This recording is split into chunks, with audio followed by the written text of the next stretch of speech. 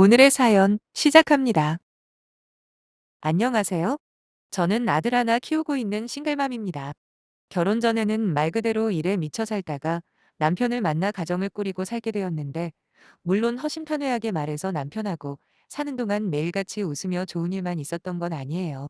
여느 다른 부부들처럼 부부싸움도 했고, 이게 또 연애 때나 신혼 때랑은 다르게 자식을 키우다 보니까 서로 싫은 소리도 하게 되고, 때로는 세상 누구보다 미울 때도 있었지요. 그렇지만 이혼만큼은 생각한 적 없습니다. 아무리 다투고 싸우더라도 근본적으로 남편이나 저나 같은 방향을 바라보고 있다고 믿었으니까요. 그리고 당연히 그 방향은 우리 세 식구가 행복하게 사는 거고요. 근데 그건 제 생각이었을 뿐, 남편이나 시어머니나 돈에 있어서는 염치를 몰라도 너무 모르더군요. 더 이상 결혼 생활을 유지 못할 만큼 말이죠. 남편과는 20대 끝자락에 친구 소개로 만났습니다. 옆구리 시리다는 겨울에 만나서 약 1년간 즐겁게 연애했어요. 그러다 남편이 먼저 프로포즈를 해왔는데, 저도 그때는 눈에 뵈는 거 없이 남편이란 사람이 너무 좋아서 그 프로포즈를 받아들였네요. 당시 남편은 인쇄소를 다니고 있었고 월급도 200만 원 남짓이었으니, 솔직히 지금 생각하면 비전이랄 게 그닥 보이지 않았네요. 친정 부모님은 당연하게도 경제적인 이유로 결혼을 반대하셨지요. 멍청했던 저는 사람 사는데 돈이 전부가 아니라는 헛소리를 짓거리며, 엄마 아빠 때문에 이렇게 좋은 남자를 놓치면 책임질 거냐고 무작정 결혼시켜달라 졸랐습니다. 그리고 그나마 다행이라고 해야 할지, 남편이 다른 건 몰라도 성실하긴 했거든요. 오죽하면 인쇄소 사장님까지 남편만큼 착실하고 믿음직한 사람은 본 적이 없다며, 필요하면 자기가 보장하겠다고 나서주실 정도였으니까요. 그렇게 우여곡절 끝에 결혼을 허락받고 남편하고 식을 올렸는데, 또 한 번 충격적인 사실을 알게 되었습니다. 남편이 결혼 비용으로 총 6천만 원을 사용했는데, 그중에 4천만 원이 실은 시부모님께 빌린 돈이었다는 걸요. 그것도 그냥 빌려주신 것도 아니고, 은행 이자보다는 싸게 받겠다 하시면서 이자까지 받겠다고 하시면서 빌려주셨답니다. 그리고 그 사실을 알게 된 저는, 그런 사실이 있으면 진작에 말을 하지 그랬냐고 몇 마디 따졌고, 그런 제 반응에 남편은 자존심이 상했던 건지, 앞으로 자기가 벌어서 갚을 거니까 상관하지 말라는 정말이지 말도 안 되는 소리를 하대요. 진짜 황당해서 무슨 말을 해야 할지 모르겠더군요. 그러면 나랑 사는 동안 먹고 쓰는 돈은 어디서 가져올 거냐니까, 그건 또 얼렁뚱땅 별 대답 못 하더라고요. 그래도 솔직히 식을 올리자마자 어떻게 이혼한다 소리를 하겠어요. 그냥 처음부터 시부모님 도움 없이 대출로 시작했다 생각하자고 그렇게 나름대로 스스로 위로했지요. 참고로 저희 친정부모님은 그런 것도 모르고 1억이나 보태주셨습니다. 물론 빌려주신 게 아니라 그냥 주신 거고요. 솔직히 결혼 초에는 그게 얼마나 감사한 일인지 잘 몰랐어요. 남편 쪽이야 형편이 원래 어느 정도 안 좋다는 건 알고 있었고, 저희 집은 그와 다르게 어느 정도 먹고 살 만큼 재산이 있는 상황이었으니까, 어떤 면에서 보면 딸 자식 결혼하는 게 그 정도 돈은 해주실 수 있다 생각했죠. 그런데 시부모님에게 다달이 100만 원씩 돈을 갚아보니까, 친정 부모님이 얼마나 크나큰 도움을 주신 건지 점차 뼈저리게 깨닫게 되었네요. 하지만 초반에는 남편이 정말 잘했기 때문에 참고 살 수 있었습니다.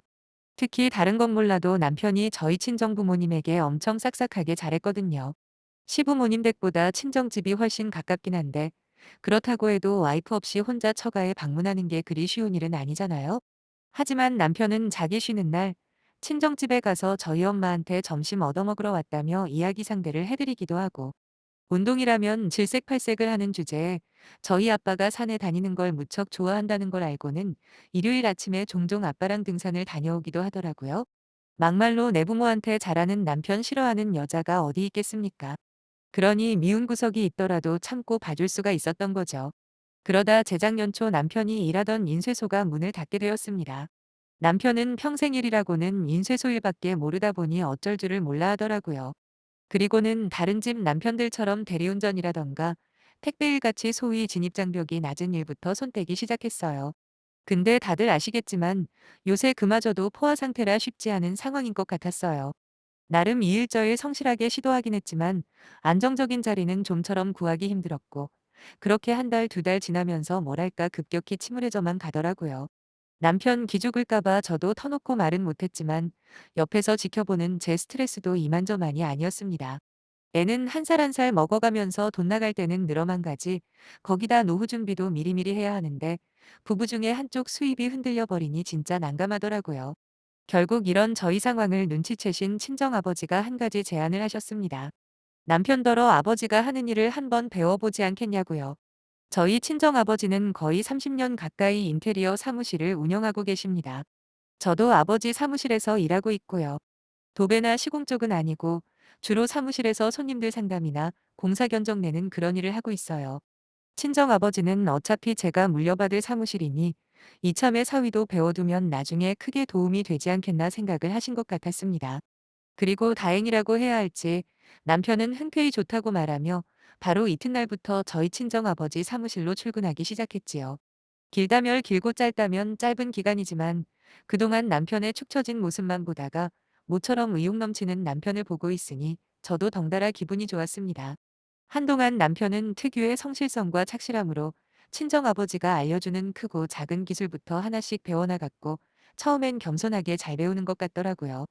손재주도 있는 편이고 일머리도 있는 편이라 그런지 친정아버지는 꽤나 적응을 잘한다면서 칭찬까지 해주셨어요. 그런데 너무 습득이 빨라도 문제였습니다. 주변에서 자꾸만 잘한다 잘한다 칭찬을 해주니 남편의 자신감은 하늘을 찌를 듯 올랐고 결국 다른 베테랑 기술자분들이 해놓은 일을 굳이 들여다보고는 아는 척을 해대기 시작한 거예요. 아무리 일을 빨리 배우는 편이라고는 하나 막말로 초보자 기준에서 빨리 배우는 거지 10년 넘게 일해온 분들하고 비교나 되겠습니까? 그런데 남편은 그것도 모르고 이렇게 하면 단선이 될 것 같다느니 기존의 방식보다 자기가 생각한 대로 하면 시공 시간이 단축될 거라느니 하면서 훈수를 두기 시작했다는군요. 처음에는 같이 일하는 기술자분들 모두 그런 남편의 모습을 귀엽게 봐주셨답니다. 좀 배웠다고 까부는 것 좀 보라면서요. 젊은 사람이 열정 빼면 뭐가 남느냐면서 남편이 나대는 모습까지 좋게 봐주신 거죠. 그런데 이게 하루 이틀이 아니라 거의 매일같이 반복되니까 막말로 잔소리 듣기 좋아하는 사람이 세상 천지에 어디 있겠냐고요. 그래서 몇 번 남편에게 좋게 주의를 줬는데도 남편은 아랑곳하지 않고 여기저기 들쑤시고 다녔고 결국 같이 일을 하네 못하네 소리가 나올 지경까지 가버렸지요. 심지어 저희 아버지보다 훨씬 경력이 오래된 아저씨들 말까지 무시해버리니 남편이 얼마나 미움을 샀는지 말 안 해도 아실 거예요. 마침내 이런 상황을 알게 된 친정아버지께서 남편을 불러 호되게 혼을 내셨습니다. 그러면서 저를 따로 불러 서운해하지 말라고. 사업이라는 게 한 사람만 잘나서 되는 게 아니라 같이 일하는 사람들 기분 헤아려주는 게 가장 중요하다는 말씀을 해주시더라고요. 저는 당연히 아버지 말씀이 맞다 했고, 오히려 이번 기회에 아주 정신 바짝 차리게 야단쳐 주십사 부탁까지 했네요. 친정 아버지와의 독대 이후로 남편은 확실히 눈에 띄게 얌전해진 데다 말이나 행동도 조심하는 눈치였습니다. 그래서 어느 정도 말귀를 알아들어 먹었구나 생각했는데 오히려 돌이킬 수 없는 사고를 치더군요. 남편이 일을 시작한 지 1년쯤 되는 시기였지요. 시아버지께서 정년퇴임을 하시면서 기존의 집을 팔아 더 큰 평수로 이사를 하신다는 거예요. 솔직히 그냥 사셔도 될 텐데 굳이 뭐하러 큰 평수로 이사를 하시나 생각은 들었지만 제가 보태드릴 것도 아니니 별말은 안 하고 그러시냐 했습니다. 근데 그냥 큰 평수도 아니고 자그만치 50평이란 이야기를 들었을 땐 정말 깜짝 놀랐어요. 물론 저희가 사는 지역이 서울이나 경기도권도 아니고 거기다 새로 이사가는 그 집이 지은 지 40년이 넘은 오래된 아파트라 가격이 엄청난 건 아니지만 그래도 겨우 두 분이서 사시는데 너무 넓은 거 아닌가 하는 생각은 들더군요. 문제는 아파트가 너무 오래되었다면서 리모델링 이야기를 꺼내시는 겁니다. 마침 아들 녀석이 그쪽에서 일을 하니 너무 잘 됐다고 하시면서요. 뭐 좀 더 정확히 말하자면 시부모님 사돈되는 저희 아버지가 그쪽에서 일을 하시는 거고 본인들 아들은 그저 아직까지는 일 배우며 월급 받는 중이라며 정정해드리고 싶은 마음이 굴뚝 같았지만 그냥 참았습니다. 아무튼 평소처럼 저는 시부모님이 이사하실 집 견적을 내드리게 되었는데 아무래도 노후도 많이 된 데다가 평수도 평수다 보니 아무리 싸게 먹여도 2천은 들겠더라고요. 그래서 있는 그대로 말씀을 드렸죠.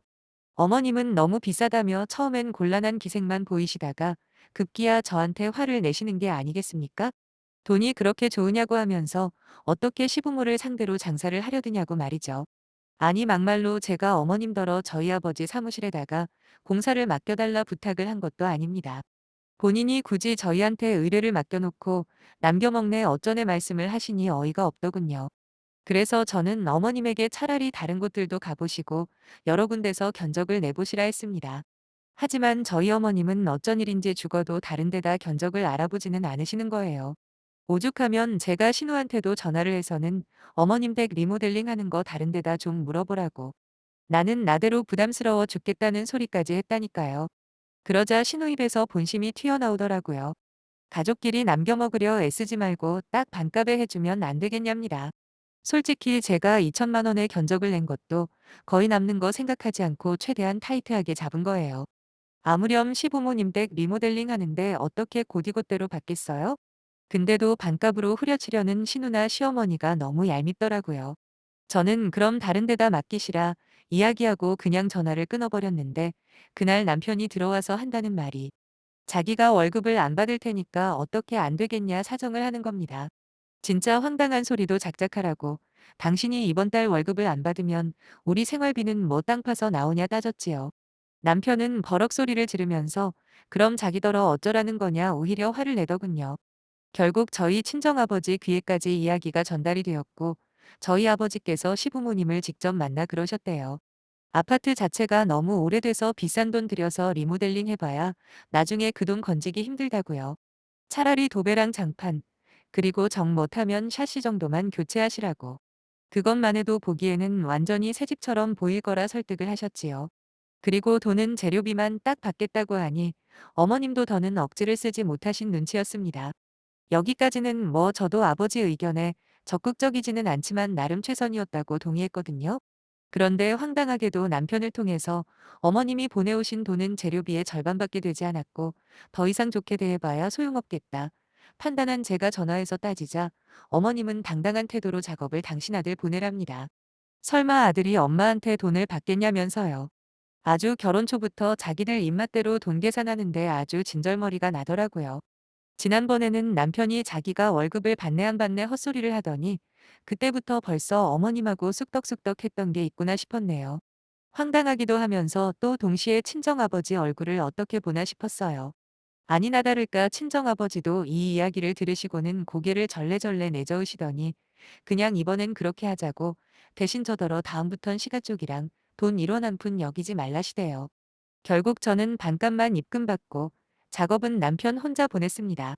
남편은 남편대로 입이 대빨 나왔었는데 왜냐하면 친정아버지께서 안사돈께서 그리 말씀하셨으니 이번 달 월급은 못 준다 하셨거든요. 그리고 나머지 보조 인력은 알아서 일당 주고 구하라고까지 하셨답니다.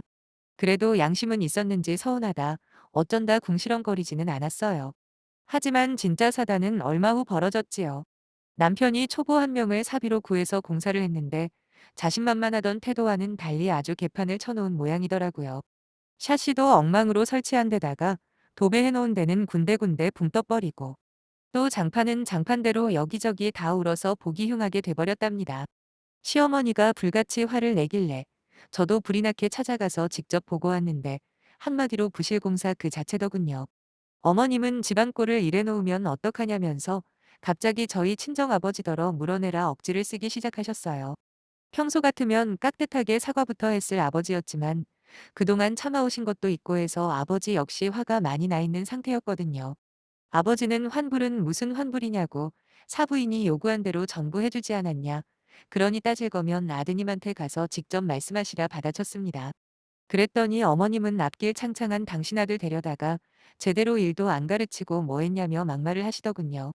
아니 백수 데려다가 사람 구실하게 만들어준 저희 아버지한테 저게 할 말입니까?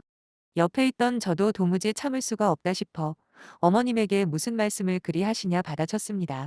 친정아버지가 어른들끼리 이야기하는 자리니 저더러 끼지 말라 하셨지만 말도 안 되는 어머님 억지를 상대하는 건 저 하나면 족하지 괜히 아무 잘못 없는 친정아버지가 당하는 꼴은 죽어도 못 보겠더라고요.